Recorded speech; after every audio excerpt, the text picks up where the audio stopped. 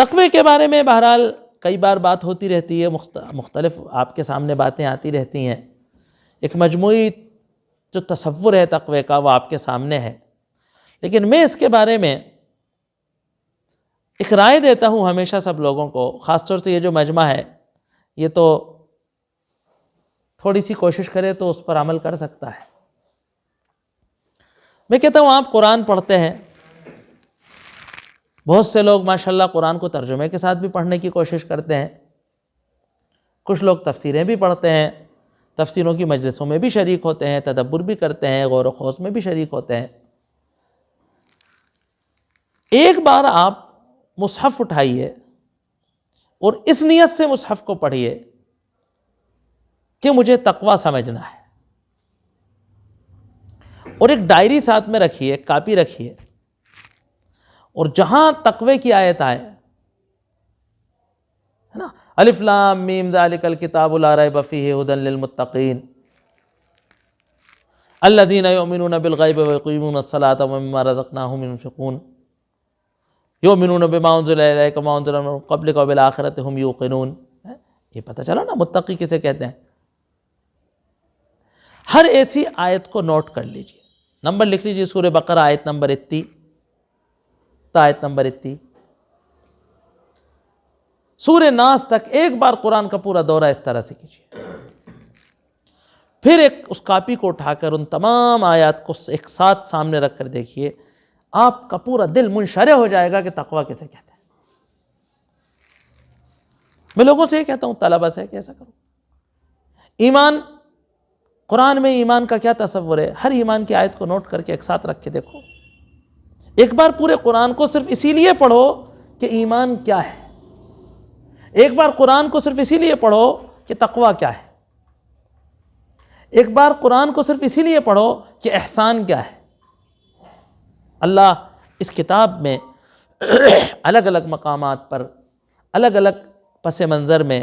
الگ الگ لوگوں کے مزاج کے اعتبار سے، الگ الگ انبیاء اور ان کی قوموں کے واقعات کے اعتبار سے، الگ الگ عبادتوں کے اعتبار سے، الگ الگ گناہوں کے اعتبار سے، الگ الگ گناہوں کی توبہ کے اعتبار سے ہمارے سامنے ان الفاظ کو دہراتا ہے۔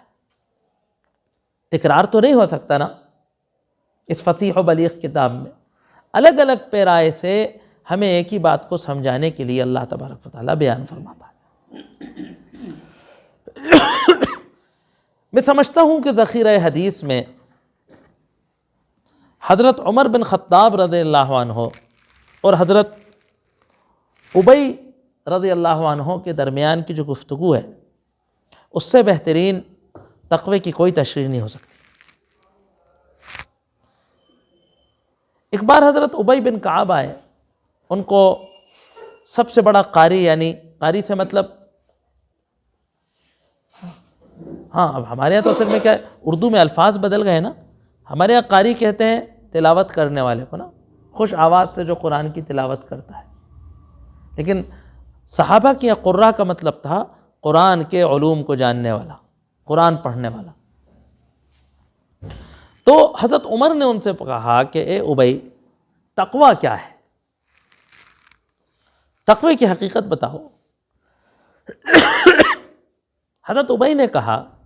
کہ یا امیر المومنین، اے امیر المومنین، کیا کبھی آپ کسی ایسی پگڈنڈی پہ چلے ہیں جس کے دونوں طرف خاکدار کانٹوں والی جھاڑیاں ہوں، دونوں طرف کانٹے دار جھاڑیاں لگی ہیں اور آپ پگڈنڈی پہ چل رہے ہیں، مجبوری میں نکلنا ہے آپ کو؟ کہا بارہ، کئی بار ایسا ہوا بھی ہے، ریگستان میں رہنے والے لوگ، جنگلوں میں چلنے والے لوگ کتنے بڑے۔ تو کہا کیسے جاتے ہیں آپ ایسے راستے پہ؟ کہا کہ اشمر ثیابی، میں اپنے کپڑے سمیٹ لیتا ہوں، ایسے دامن آمن سب کس لیتا ہوں اسے، وَأُبْصِرُ مَوْضِعَ قَدَمِي، اور ہے نا خوب غور سے دیکھ دیکھ کر قدم رکھتا ہوں، پیر رکھنے سے پہلے پیر رکھنے کی جگہ کو دیکھتا ہوں کہ کانٹا تو نہیں ہے وہاں چبھ جائے، ہے نا، اور بس اسی طریقے سے بچتا بچاتا نکل جاتا ہوں۔ کہا امیر المومنین، بس اسی طریقے سے دنیا سے بغیر دنیا داری کا کانٹا ہمارے دامن کو کھروچے دنیا سے نکل جانے کو تقوی کہتے ہیں۔ رہنا تو اسی دنیا میں ہے نا، دکان بھی لگانی ہے، تجارت بھی کرنی ہے، مکان بھی بنانا ہے، شادی بھی کرنی ہے، بچوں کو بھی پالنا ہے، بچوں کی شادیاں بھی کرنی ہے، رشتہ داری بھی نبھانی ہے، پڑوس بھی نبھانا ہے، کاروبار بھی کرنا ہے نا، کرنا سب ہے، لیکن کیسے کہ دنیا داری کا کوئی کانٹا ہمارے ایمان کو کھروچ نہ پائے، ہمارے دامن پر لٹک نہ جائے، ہمارے ساتھ نہ لگ جائے، ہمارے دل میں نہ چلا جائے۔ کسی حکیم نے، کسی بزرگ نے مومن کی مثال ایسے دی کہ مومن اور دنیا کی مثال ایسے ہے کہ جیسے کشتی پانی میں چلتی، کشتی پانی میں ہی چلتی ہے، مومن دنیا میں ہی جیتا ہے نا، لیکن اگر پانی کشتی کے اندر داخل ہو جائے، مومن دنیا میں رہتا ہے لیکن دنیا اگر اس کے دل میں داخل ہو جائے تو وہ ڈوب جاتا ہے، دنیا میں غرق ہو جاتا ہے۔ تو کشتی پانی میں چلتی ہے لیکن اگر پانی کشتی میں گھس جائے تو کشتی ڈوب جاتی۔ تو یہ تقویٰ ہے کیا کہ دنیا داری کے کانٹے کی کھروچ سے اپنے آپ کو بچا کر نکال لینا۔ علامہ امام جوزی رحمۃ اللہ علیہ نے لکھا کہ بس میں اس طریقے سے اس دنیا سے چلا جاؤں کہ دنیا کا کوئی تقاضا میرے دین کے چہرے کو کھروچ نہ پائے۔ کرنا تو مجھے دنیا کی ہر چیز ہے نا، بڑا پیارا لکھا ہے انہوں نے، بہت شاندار لکھا ہے علامہ ابن جوزی رحمۃ اللہ علیہ نے، کہ میرے جسم کو اچھا کھانا بھی چاہیے، مجھے نیند بھی چاہیے، مجھے راحت بھی چاہیے، مجھے بیوی بھی چاہیے، مجھے اپنی نسل کو بچانے کے لیے بچے بھی چاہیے، مجھے علم بھی چاہیے، مطالعہ بھی چاہیے، اللہ کی عبادت و خوشنودی بھی چاہیے، رضا بھی چاہیے، دنیا بھی چاہیے، آخرت بھی چاہیے، لیکن بس ایک اصول میں نے بنا لیا ہے کہ میری دنیا کا کوئی بھی تقاضا، یہ جو میرے فطری تقاضے ہیں دنیا کے، میرے نفس کو اچھے لگتے ہیں، کہا یہ تو بے وقوفی بات ہے کہ کوئی یہ کہے کہ نرم گدے پہ سونے میں مجھے مزہ نہیں آتا، یہ تو بنوی بات ہے، بناوٹی بات ہے، تقوی کا فالتو کا اظہار ہے۔ یہ الگ بات ہے کوئی دیہاتی آدمی ہو تو اس کو اسی میں مزہ آتا ہو، ایک الگ بات ہے، لیکن کوئی کہے کہ صاحب مجھے مزدار کھانا نہیں اچھا لگتا، مجھے تو برا کھانا اچھا لگتا ہے، تو کہا بس ایک اصول میں نے بنایا کہ میرے دنیا کا کوئی تقاضا میرے آخرت کی کسی تقاضے کو نقصان نہ پہنچا پائے، بس ایسے مجھے جینا ہے، ایسے مجھے اپنے جسم کے اور رشتہ داروں کے اور اہل و عیال کے اور دنیا کے تقاضوں کو آخرت کے تقاضوں کے ساتھ پورا کرنا ہے کہ دنیا کا کوئی تقاضا دین کے کسی تقاضے کو نہ کھروچ پائے، نقصان نہ پہنچا پائے۔ تو لعلکم تتقون، یہ تقوی کی عبادت رمضان میں اللہ نے رکھی ہے نا۔ دیکھیے انسان دو چیزوں کا مجموعہ، ایک اس کی روح جو ملکوت سے جڑی ہوئی ہے نا، ملائکہ سے مشابہ ہے، اس کا جسم نہیں، اور ایک انسان کا جسم ہے نا کہ جو بہیمیت سے، حیوانیت سے، جانوروں سے زیادہ مشابہ ہے نا۔ جانور کو بھی بھوک لگتی ہے، جانور کو بھی پیاس لگتی ہے، جانور کو بھی شہوت ہوتی ہے، جانور کو بھی گرمی لگتی ہے، جانور کو بھی سردی لگتی ہے۔ انسان میں اور جانور میں کیا فرق ہے؟ بائیولوجیکلی انسان میں اور جانور میں کوئی فرق نہیں، اس کا بھی جب تک دل دھڑکے گا، جب تک زندہ رہے گا، دل دھڑکنا روک دے گا تو مر جائے گا۔ لیکن ایک فرق ہے کہ جس کو قرآن نے بیان کیا، کافروں کے بارے میں قرآن نے کہا اولئک کالانعام، وہ چوپایوں جیسے۔ جانور میں اور انسان میں، چاہے وہ مومن ہو کہ کافر، ایک فرق ہے کہ انسان اپنے فطری تقاضوں کو پورا کرنے کے لیے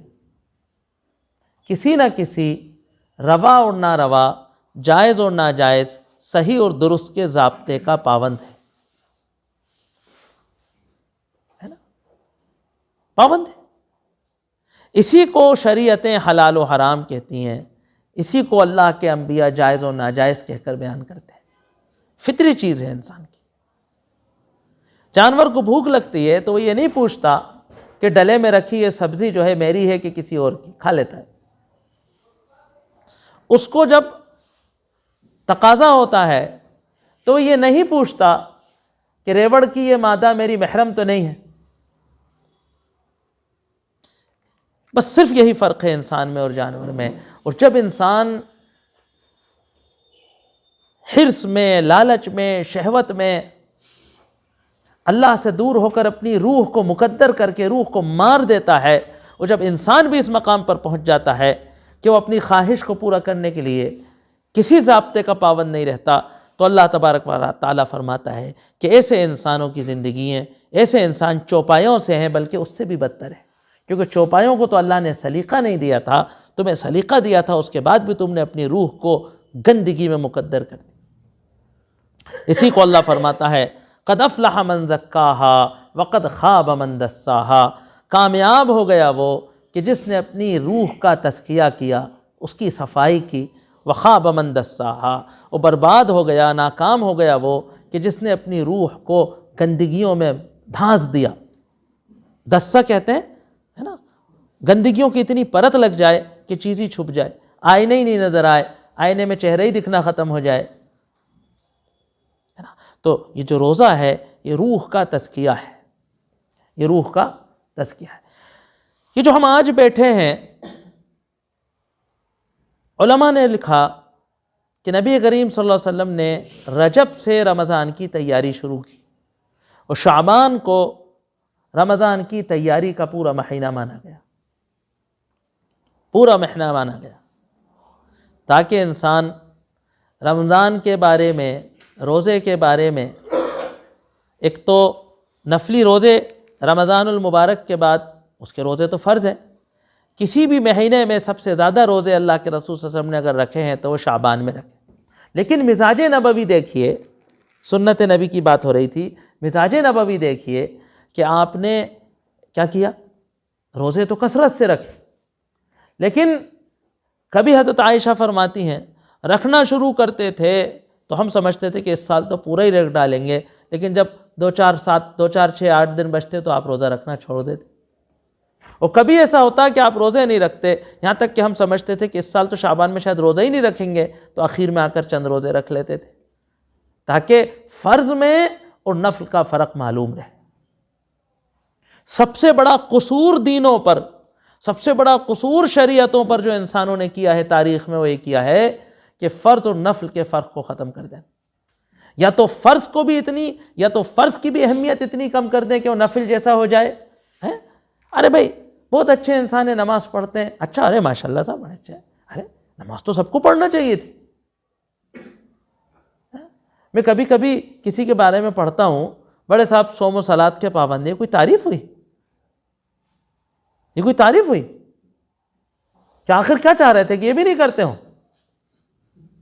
کسی بڑے عالم کی تعریف کر رہے ہیں، ہم ایک تعزیتی جلسے میں تھے، میں نے ایک بڑے ہمارے ندوی مولوی تھے، میں نے کہا کیسی بات کر رہے ہو مذاقی، یہ تعریف کر رہے ہو کہ مذاق اڑا رہے ہو؟ صوم و صلات کے پابند تھے، یہ تعریف کر رہے ہو کہ مذاق اڑا رہے ہو؟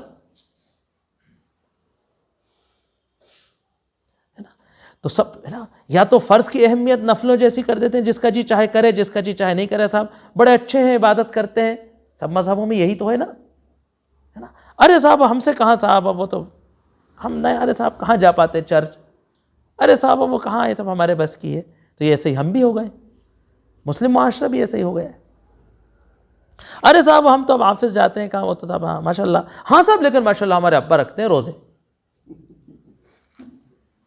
ہاں ان کے روزے رکھنے پر فخر کرتے پھر رہے، سینہ ڈھونکتے پھر رہے۔ ارے نہیں ایسا نہیں ہے صاحب، ماشاءاللہ ہماری امی روزے رکھتی ہیں۔ یا پھر کیا کرتی ہیں قومیں، نفل کو بھی فرض بنا لیتی ہے نا، اور دین میں بدعت ہو جاتی۔ بدعت کہتے ہی اسے ہیں کہ کسی عبادت کے درجے کو کم و زیادہ کر لینا، ایسی چیز کو جو لازم تھی اس کو اختیاری سمجھ لینا، اور ایسی چیز کی جو اختیاری تھی اس کو لازم سمجھ لینا، اور اختیاری چیز پر دوسرے کو طنز و ملامت کرنا۔ تو ایک بات یہ سمجھنے، تو شعبان میں آپ روزے رکھتے تھے تاکہ جب رمضان کا پہلا روزہ آئے تو جسم پورے طریقے سے روزے کو رکھ چکا ہو اور اب پہلے روزے سے اس کے روحانی فوائد کے لیے تیار ہو چکا ہو ہے نا۔ اللہ نے اس میں رمضان المبارک کے مہینے میں عبادت کے ثواب کو اتنا بڑھا دیا، جیسے کہ کمپنیاں اپنے سیل کے ٹارگیٹ کو پورا کرنے کے لیے سیل لگاتی ہیں، ہے نا، سستا کر دیتی ہیں تاکہ ان کا جو ٹارگیٹ ہے وہ پورا ہو جائے۔ ایسے ہی اللہ تبارک و تعالی رمضان میں ثواب کی سیل لگاتا ہے تاکہ اس کے بندے اپنے ثواب کا ٹارگیٹ پورا کر لیں اور زیادہ ثواب کے لالچ میں عبادت کر کے عبادت کرنے کے عادی ہو جائیں۔ وہ لوگ کہ جو یہ کہتے ہیں کہ ماشاءاللہ عید الفطر کے دن سب سے زیادہ سینما کا ٹکٹ بکتا ہے، گویا اس قوم نے رمضان کا کوئی فائدہ نہیں اٹھایا،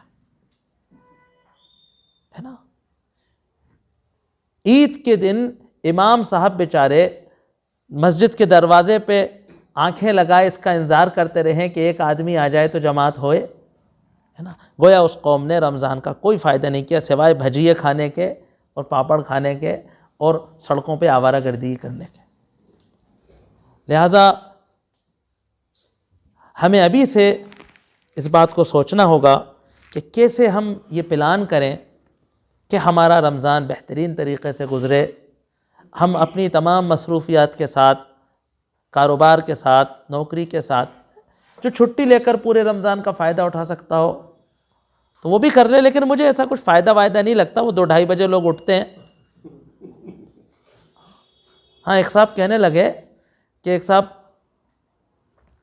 اپنی ظہر 3:30 پونے 4 بجے لیٹ پڑھ کے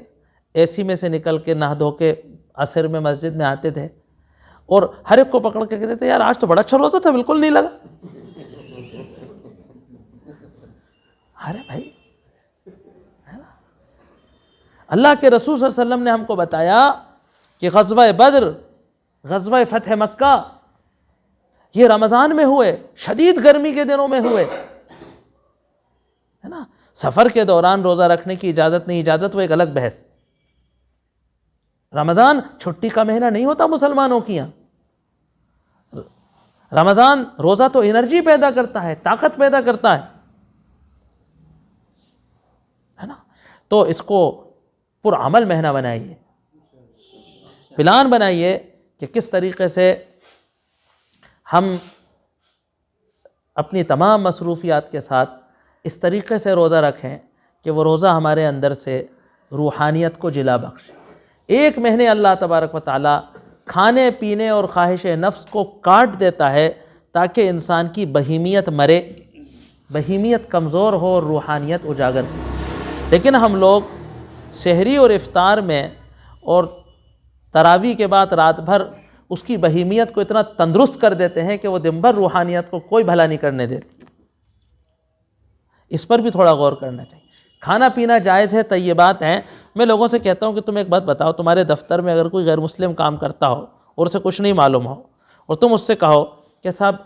یہ فاسٹنگ کا مہینہ ہے، تو وہ حیران ہو جائے کہ یار یہ کیسی فاسٹنگ ہے؟ رات میں میری گاڑی ابراہیم پورے سے نہیں نکل سکتی کیونکہ کھا رہے ہیں، 3 بجے سے میں کہیں سے نہیں گزر سکتا کیونکہ افطاری بک رہی ہے، ابھی کھانے والے ہیں۔ تو کھا رہے ہیں یا کھا چکے تھے یا کھانے والے ہیں، یہ رمضان کا ترجمہ ہوا، ہے نا۔ اللہ نے افطار کے ثواب بتائے تھے، ہم نے اس کو ریاکاری کے فیسٹیول بنا دیے، افطار پارٹیاں۔ روزہ کھلوانے کا مسئلہ تھا کہ ریاکاری کے قوت کا اظہار کرنے کے شکتی پردرشن بن گئے کہ کس نیتا کی یہاں کتنی بھیڑ تھی،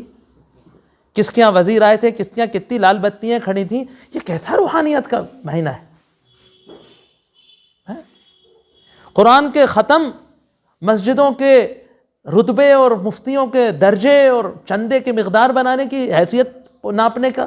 قد ناپنے کی وجہ بن گئی کہ کس کے ختم میں کیا بنتا ہے اور کتنی بھیڑ آتی ہے۔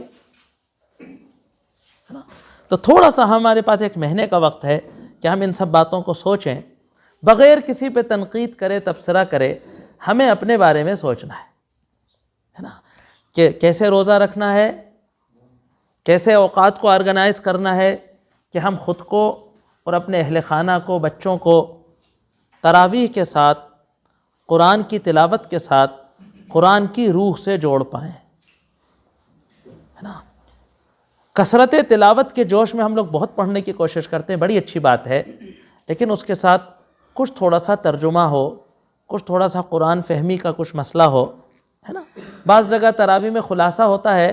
تو اچھی بات ہوتی ہے، لیکن خیر وہ ایک سپارے کا خلاصہ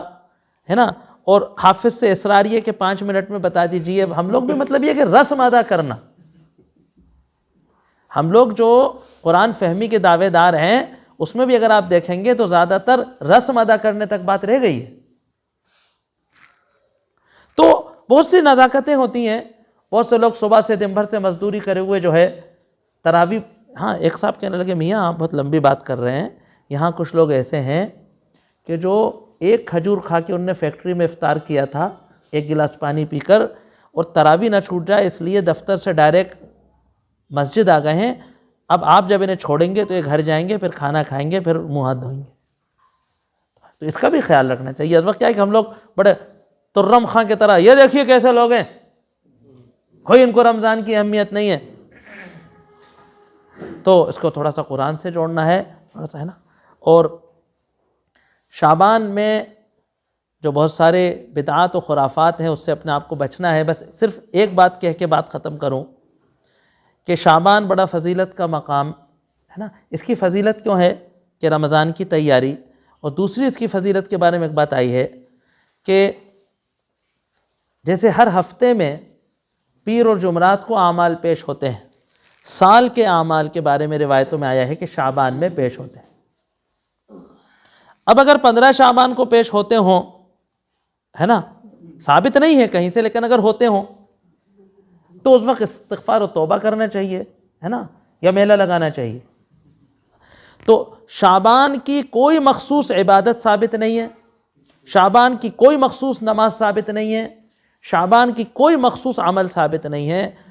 اور شعبان کا کوئی مخصوص مقرر دن کا روزہ ثابت نہیں ہے۔ بس صرف یہ ثابت ہے کہ شعبان میں کثرت سے روزے رکھنا چاہیے، روزوں کا اہتمام کرنا چاہیے، اور ذہنی طور سے ہے نا تلاوت کے ذریعے، ترجمے کے ذریعے، ہے نا قرآن فہمی کے ذریعے اپنے آپ کو تیار کرنا چاہیے تاکہ رمضان پورے طریقے سے فائدے کے ساتھ گزرے، ہے نا۔ بس اللہ تبارک و تعالی کہنے سننے سے زیادہ عمل کی توفیق عطا فرمائے، اور ہمیں ایک بہترین، کامیاب، روح کو جلا کر دینے والے رمضان گزارنے کی توفیق عطا۔